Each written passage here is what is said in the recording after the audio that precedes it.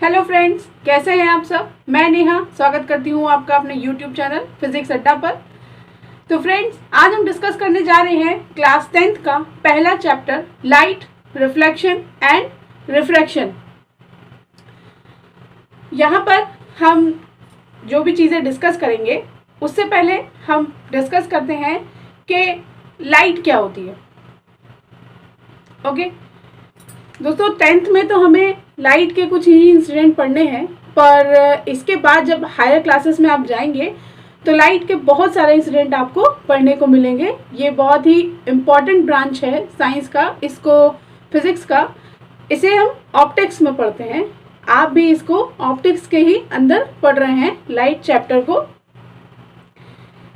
जो लाइट है उसका बेसिक कॉन्सेप्ट क्या है, उसको जानने के लिए मैं आपसे पूछूंगी कि आप लाइट किसको कहेंगे। और लाइट को जानने से पहले मेरा दूसरा सवाल जो मैं पहले आपसे पूछ रही हूँ वो ये है कि आप डार्क से यानी कि अंधेरे से क्या समझते हैं। प्रकाश क्या है और अंधेरा क्या है। अभी मैं आपसे पूछूं कि अंधेरा हम कैसे कर सकते हैं, तो हम लोग बेसिकली यही कहेंगे कि आप स्विच ऑफ कर दीजिए, अंधेरा हो जाएगा। और अगर किसी दूसरे एग्जाम्पल की बात करें कि अंधेरा कैसे किया जाए, तो वो मैं आपको बताती हूँ कि अगर आप कोई ब्लैक सरफेस या डार्क सरफेस, ब्लैक ही सरफेस मान लीजिए, ब्लैक सरफेस को खुद पर पूरा कवर कर लेते हैं और उसके बाद आप अपनी विजिबिलिटी चेक करते हैं, मतलब अपनी देखने की क्षमता को चेक करते हैं, तो आप पाएंगे कि आप कुछ भी नहीं देख पा रहे हैं, जबकि सब कुछ आपकी आंखों के सामने ही होगा, पर फिर भी आपको कुछ नहीं दिखेगा। आपने जो एग्जाम्पल दिमाग में सोचा कि स्विच ऑफ कर देते हैं, वो भी करने से आप कुछ भी देखने के लिए कैपेबल नहीं रह जाएंगे, मतलब आपको कुछ भी दिखेगा नहीं उस वक्त। अब जो ब्लैक सरफेस मान लीजिए, मैंने आपको एग्जाम्पल में कहा कि आपने एक ब्लैक सरफेस पूरा ओढ़ लिया, खुद पर कवर कर लिया खुद को, उस पर अगर एक छोटा सा होल करते हैं, आप रूम का लाइट आपने ऑन कर रखा है पूरा, वैसे ही बस उस ब्लैक सरफेस में एक छोटा सा होल किया आपने, तो कुछ पार्ट, कुछ अमाउंट आपको विजिबिलिटी के अंदर आया, मतलब आपने कुछ थोड़ा बहुत कुछ आपको दिखना शुरू हुआ उसी ब्लैक सरफेस के अंदर से। बल्कि हो क्या रहा है, पूरे जो आपका सराउंडिंग है वहां पर लाइट ही लाइट फैली हुई है, मगर इस वक्त आपको जो दिख रहा है वो एक बहुत छोटा सा अमाउंट है जो आपको विजिबल हो रहा है लाइट का। तो इस तरीके से लाइट क्या हुआ, लाइट की डेफिनेशन क्या हुई कि जो भी मतलब प्रकाश पुंज है जो हमारे लिए दृश्य हो, जिसे हम देख सकें। पर तो बहुत सारा रहा है, सारा कुछ लाइट हमारे लिए नहीं है। हमारे लिए प्रकाश वो है जो हमारे लिए देखने योग्य हो, जिसे हमारी आंखें देख सकें, वो प्रकाश हुआ। ठीक है,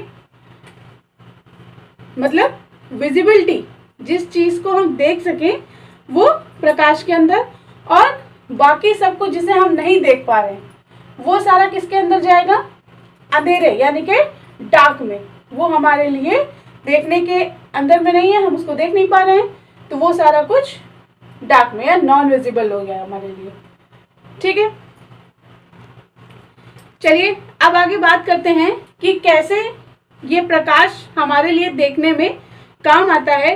मतलब कि हम कोई भी चीज जब देखते हैं, प्रकाश तो हर चीज पर पड़ रहा है, पर हम प्रकाश को नहीं देख पाते, बल्कि जिस चीज पर ये प्रकाश पड़ा उस चीज को देख पाते हैं। मतलब जिस भी चीज पर प्रकाश पड़ रहा है उसे हम देख पा रहे हैं। तो ये प्रकाश किस तरीके से काम करता है उसको हम समझते हैं।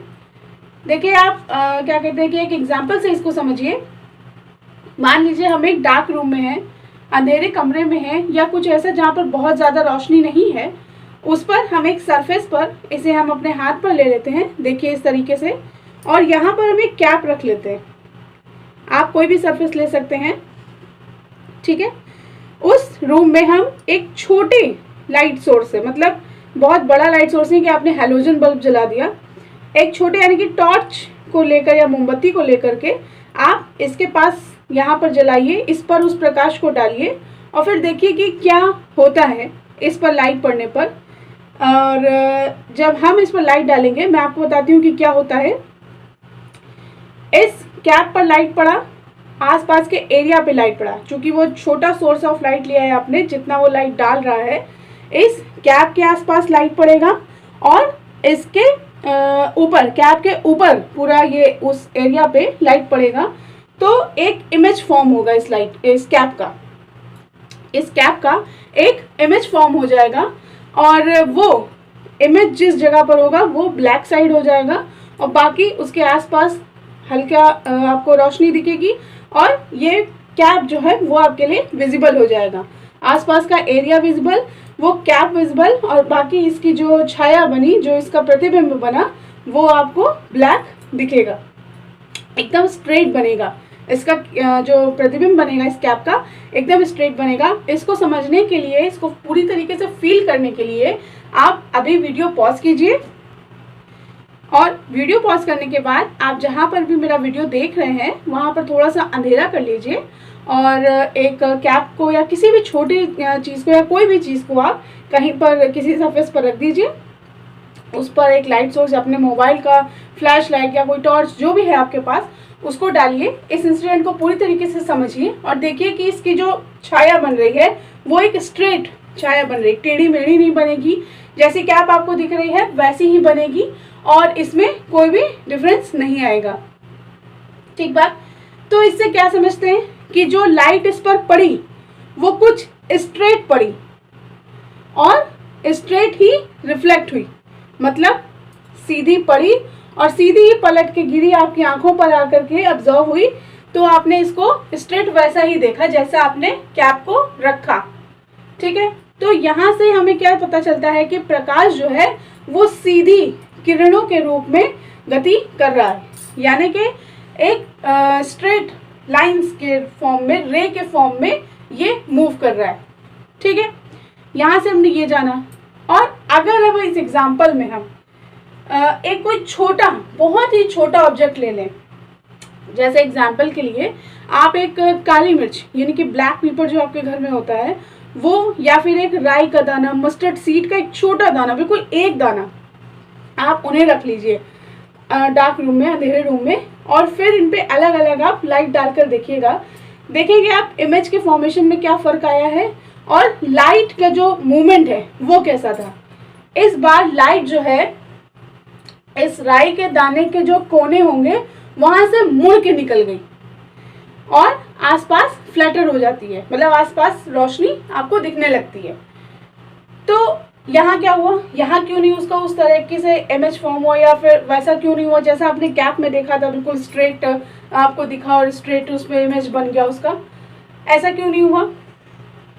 ऐसा इसलिए नहीं हुआ क्योंकि इस जगह पर प्रकाश का विवर्तन घटित होता है।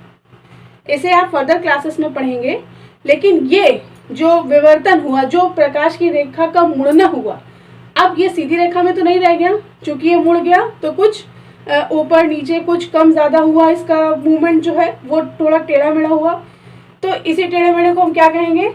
इसे हम उसका तरंग स्वभाव कहेंगे।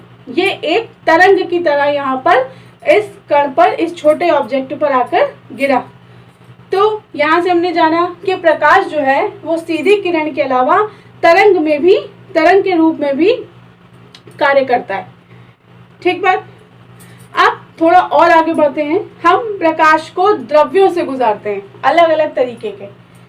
जब हम इन्हें द्रव्यों से गुजारते हैं तो हम वहां देखते हैं कि ये प्रकाश जो है उन द्रव्यों के अंदर ना किसी किरण की तरह, ना किसी तरंग की तरह बिहेव करता है, बल्कि खुद एक कण के जैसा बिहेव करने लगता है।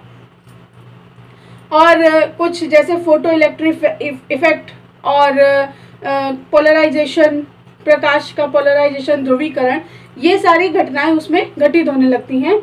तो वहां पर ये एक कण, यानी कि इसे आगे चल के बताया गया फोटॉन्स, इनकी तरह काम करने लगता है।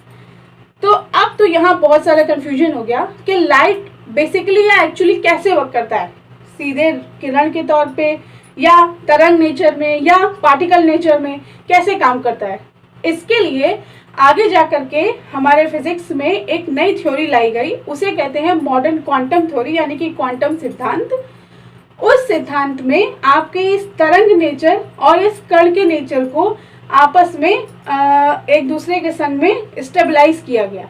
मतलब अभी भी ये नहीं कहा गया कि ये किसी एक पर्टिकुलर बिहेवियर को फॉलो करती है, बल्कि उन्होंने दोनों फीचर्स को, लाइट के इन दोनों रूपों को एक्सेप्ट करते हुए इनके बीच में तालमेल बिठाया, कुछ इक्वेशंस दिए, कुछ थ्योरीज दी जो इन दोनों को ही फॉलो करवाती हैं।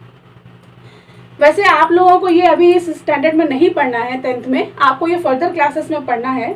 ये सिर्फ आपकी जानकारी के लिए था। आपको 10th में जो प्रकाश का रूप पढ़ना है वो सीधी रेखा का रूप पढ़ना है, यानी कि 10th में आप लाइट को जितना पढ़ेंगे वो एक स्ट्रेट लाइन में ही पढ़ेंगे, किरण के रूप में पढ़ेंगे, तरंग या कण के रूप में नहीं। ठीक है, अब बात करते हैं हम इस चैप्टर में और क्या क्या पढ़ने जा रहे हैं। इस चैप्टर में हम पढ़ेंगे प्रकाश का परावर्तन, रिफ्लेक्शन ऑफ लाइट। इस रिफ्लेक्शन को शो करने वाली डिवाइसेस, यानी कि जो उपकरण हम यूज करेंगे इन रिफ्लेक्शन को समझने के लिए, वो यानी कि दर्पण, मिरर, और मिरर से बनने वाले हर प्रकार के परावर्तन के जो रेखीय आरेख यानी कि लाइन डायग्राम जो है उनको देखेंगे।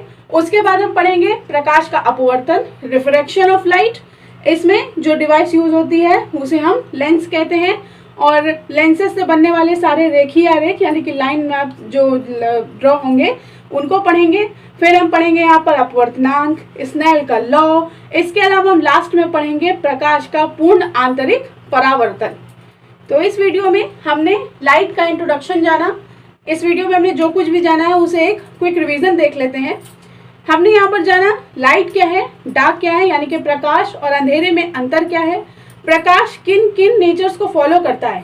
पहला रे कण यानी कि रे को, किरण को, दूसरा तरंग को, और तीसरा कण के नेचर को यानी कि particle nature, wave nature and रे नेचर। ठीक है, 10th क्लास में आपको कौन सा नेचर पढ़ना है, रे नेचर। अगर आपको मेरा वीडियो अच्छा लगा है तो उसे लाइक कीजिए, शेयर कीजिए। अगर आपको कोई भी कंफ्यूजन रह गया है तो मेरे कमेंट बॉक्स में मुझे कमेंट करके बताइए। चैनल को सब्सक्राइब करना मत भूलिए ताकि आपको नए वीडियोस के अपडेट्स मिलते रहें। Thank you so much.